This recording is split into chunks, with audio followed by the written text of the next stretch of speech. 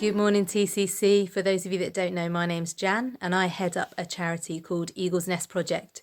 We're an alternative provision charity and we work with young people aged 11 to 18 who are not able to engage effectively in mainstream education. What that means is that we're often working with young people who have been excluded from school, perhaps they've been excluded from a pupil referral unit, and they may have been out of education for even a number of years. And we work with them to provide an education in a really different way and help them to get back on track.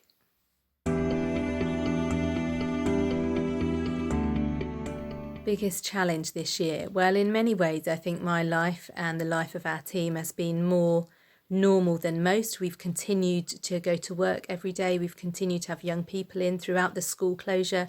We still had young people coming into centre every day. So in many ways, we were more normal in our daily activities work-wise anyway than a lot of other people and less affected by that.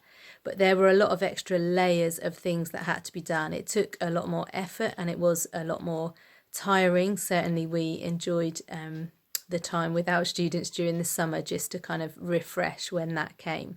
I think one of the biggest challenges for me has been just remembering to acknowledge that everyone is experiencing this pandemic in a different way, that people respond differently to the stresses and strains of that, and to just permission each other as team working together, but also with the students and parents and other professionals we come into contact with, to permission people to not be okay at certain times and to be okay with not being okay, and just for us to be able to support people in the way that they need it in that moment has been a challenge at times when you're trying to just get things moving and keep things moving forward. So I think that's something that's been a struggle, and I have to say Zoom meetings are really convenient at times, but actually when that's the only method of meetings, it's quite tiring and definitely not always the best way.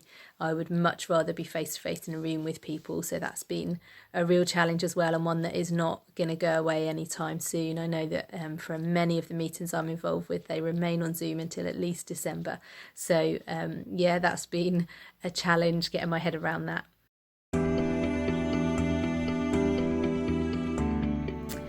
In terms of something that's been encouraging, we have had some brilliant conversations with parents. We've been able to support parents and we've developed relationships with them, I think, that are deeper than they would have been without the pandemic. And actually we've got some funding so that we can set up a parenting support group, and we're just trying to work out how best to do that in the current climate, or whether we wait a bit.